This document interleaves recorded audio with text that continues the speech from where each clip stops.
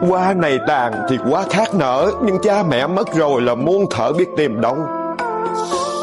Cha mẹ còn đấy như tàn cây bóng mát, mà cha mẹ mất rồi là ngơ ngác đời con. Rừng hồng khuất dạng đầu non, bóng chiều rủ xuống mà lệ con tu cằn. Ai là cái người còn cha còn mẹ? Cô bác chúng ta gắng cố gắng để lo báo đáp thăm ân, để ngày cha mẹ mình mất rồi đó, mình muốn báo đáp thì nó không còn nữa đâu.